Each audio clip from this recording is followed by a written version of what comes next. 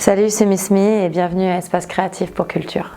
Back lady, you gon' hurt your back, carrying all them bags like that.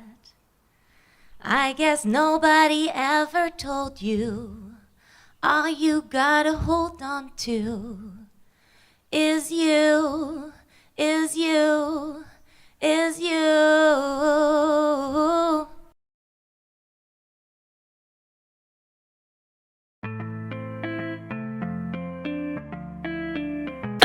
Tu veux dire le truc impossible à répondre? J'ai ma formule, c'est la mienne. Pour moi, l'art est une intention. L'art n'est pas un objet, l'art n'est pas une technique, l'art n'est même pas une émotion forcément. L'art est une intention. Et ça peut prendre toutes sortes de formes. Pour moi, l'art, ça peut pas être quelque chose qui doit forcément avoir un public, premièrement. C'est pas une technique, parce que t'as des gens qui ont des techniques de malades, mais ça voulait rien dire, tu vois, s'il y avait rien vraiment derrière, ils ont copié quelque chose, ou ils ont, tu vois. Donc pour moi, c'est une intention.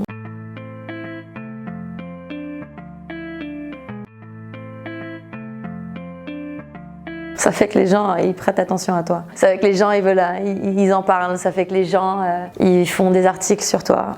Ça fait que les gens, ils te prennent au sérieux tout d'un coup, alors qu'avant, ils voulaient rien savoir de toi. Elle a trouvé dans la rue. Je dis toujours que je suis une klepto inversée, tu sais. Quand je voyage, je prends mes papiers, je prends mes trucs, et puis dès que j'ai un jour ou deux de libre, je vais coller partout, tu sais. Genre, je me laisse partout, je prends de la place partout. Au Portugal, j'en ai laissé, et elle est tombée dessus, quoi. Parce elle a une maison là-bas, et donc elle est tombée dessus, elle l'a mis sur les réseaux, et elle m'a tagué immédiatement, et puis après, elle a commencé à me DM, quoi. On peut mettre un prix parce que notre société met des prix sur tout, mais je veux dire, c'est basé même sur l'économie, notre économie aujourd'hui. La valeur des billets, la valeur de ce genre de choses-là. Les gens qui jouent à la bourse. C'est basé sur des gens qui se disent, les gens, ils vont peut-être réagir comme ça. C'est basé sur du vent. Donc, est-ce qu'on peut mettre un prix sur l'art? Non, moi je pense que tu peux mettre ton prix émotionnel, toi, sur l'art. Maintenant, est-ce que ça a du sens? Peut-être que ça aura du sens pour 99% du monde va te dire, ouais, Picasso, yes. T'as une personne qui va te dire, non, bah voilà, ça veut pas dire qu'il a tort. Le féminisme se bat pour s'autodétruire quelque part, comme toute lutte. Moi, je me bats pour qu'un jour on se dise mais c'était absurde quoi, c'était trop bizarre. Eh ouais. On essaie de faire en sorte que les gens soient le plus égal possible as a starting point, parce qu'on n'est jamais égaux, right? C'est la lutte pour l'égalité sociale, économique des femmes dans un monde qui est considéré inégal.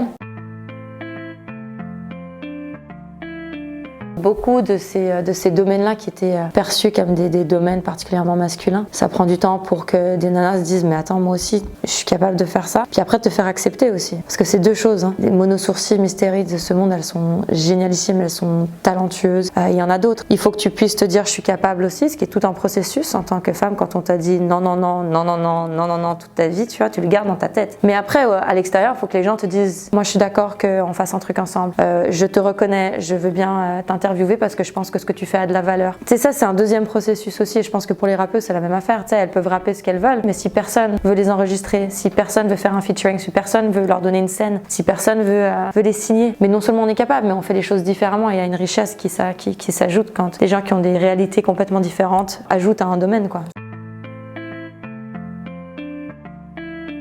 Dans l'absolu, si je risquais pas ma vie, genre, Téhéran. J'ai été contactée par quelqu'un à Téhéran. Si je vais à Téhéran, par exemple, j'irai pas foutre mon vandale. Je fais pas ce que je fais pour choquer. Je fais ce que je fais parce que je trouve que ça a un sens et pour faire réfléchir. Téhéran, parfois, on oublie, si tu regardes trop la télé, que c'est une culture non seulement ancestrale, extrêmement riche. C'est des gens qui sont extrêmement éduqués, et les femmes sont extrêmement éduquées. Des artistes, des intellectuels, des scientifiques qui ont fait des choses extraordinaires, pas juste au niveau national, mais au niveau international. Ce serait de faire leur portrait, et faire leur portrait avec et sans le voile. J'ai fait toute une série avec des femmes et des copines voilées, quand on a eu l'histoire de la charte ici. Parce que je considérais que c'était n'importe quoi, parce que moi je suis pour le fait qu'on peut laisser les nanas choisir pour elles-mêmes. Ce qui est important, c'est de faire en sorte que le contexte dans lequel les femmes choisissent soit un contexte libre, parce que sinon c'est pas réellement un choix. Maintenant, c'est pas dire que je suis pour le voile. Personnellement, c'est quelque chose que je ne comprends pas. Mais c'est pas ma réalité. Mais à Téhéran, quand c'est imposé, ça me pose un problème. Donc à ce moment-là, j'aimerais voir des femmes non voilées. On a tous des expériences tellement différentes. Quelque chose qui libère une personne peut être quelque chose qui oppresse quelqu'un d'autre. La nudité, c'est un exemple parfait. La nudité, dans certaines communautés où on a imposé aux filles de se mettre à nu, de se valoriser à travers leur sexualité depuis un très jeune âge, de pouvoir se couvrir, c'est quelque chose qui les libère. Dans un vécu comme le mien, où on m'a toujours reproché mes formes, le fait qu'on voyait ci, qu'on voyait mes seins, que dès qu'il y avait quelque chose, qu'un homme réagissait réagissais à ça, c'était ma faute et que c'était tout le temps à moi de gérer ce que les autres faisaient, le fait de pouvoir me foutre à poil et dire yo, fuck you, these are just breasts. Il n'y a rien de sexuel à ça, c'est sexuel quand je t'aurais dit que c'est sexuel. Là, la sexualité est une intention. Et donc ça va me libérer. Mais c'est dans mon cas. Choice is so important. Free choice. C'est primordial. Et les nanas, tout le monde décide toujours pour nous. À un moment donné, là, ça suffit. Les gens, ils aiment l'idée de ce que je fais. Ils aiment l'idée que j'existe. Ils aiment s'associer à moi de loin. Mais ils aiment jamais s'associer à moi réellement. Les gens n'assument pas en fait. C'est-à-dire qu'ils vont te limiter dans tout ce que tu vas faire, ils vont te limiter dans ce que tu vas dire. Les gens n'assument pas le fait que je parle et que je dis les choses comme je le pense tout le temps. Et ils comprennent pas que c'est quelque chose qui est en réalité positif. Il y a une grande partie de la société qui apprécie ce genre de choses-là et qui en a marre des non-dits, des faire semblant, de l'activisme à temps partiel et de ce genre de choses-là. Je pense pas que ce soit forcément nécessaire, non. On me pose souvent la question si je me complais à avoir des problèmes au nom de l'art. Et je trouve ça terriblement insultant en fait. L'expérience humaine est primordiale et l'art est le reflet de ça. Je pense qu'il faut aller au fond de soi. Et ça peut vouloir dire beaucoup de choses. Je pense que le contraste est important. Je pense que l'exploration réelle et honnête est importante et ça, elle n'est pas forcément belle. C'est plus comme ça que je le cadrerais. Il y a des pièces dont je suis particulièrement attachée parce que je pense qu'elles reflétaient vraiment quelque chose de vraiment réel pour moi. Je t'avoue que je suis très fière de mes selfies, mais c'est parce que j'ai réussi à passer un cap créatif qui me faisait peur. Et c'était de lâcher prise et d'aller dans le lait, dans le non contrôlé. Et le tout dans la réflexion de soi. Et mettre de côté ce que les gens allaient peut-être en penser parce que c'était tellement différent de ce que je pensais. Tu sais, quand les gens commencent à connaître ce que tu fais, tu commences parfois à avoir une relation de dépendance avec ce que les gens vont attendre de toi, qui peut être dangereux quand tu commences à être reconnu pour ce que tu fais.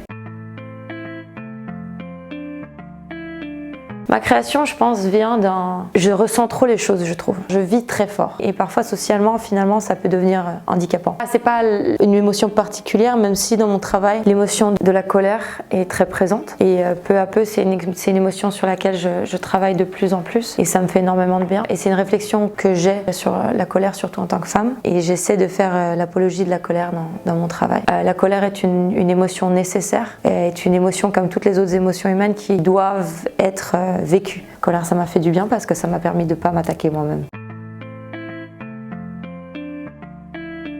Non, jamais. Je pense que je suis à la recherche de liberté constante, mais libre, non. Je pense que le jour où je serai libre, c'est quand je serai morte. Désolée, je suis comme ça, moi. Tu viens dans les trucs deep, je suis dans les trucs deep. I believe we're an endless, moving energy that transforms itself into different versions of our deep selves. And once you see it like that, you realize you had many lives and you still have many others to build and to live and to meet. And I find that less scary and I find that actually a little exciting. This wasn't a story about how I got broken. This was a story of how I built myself. Thank you.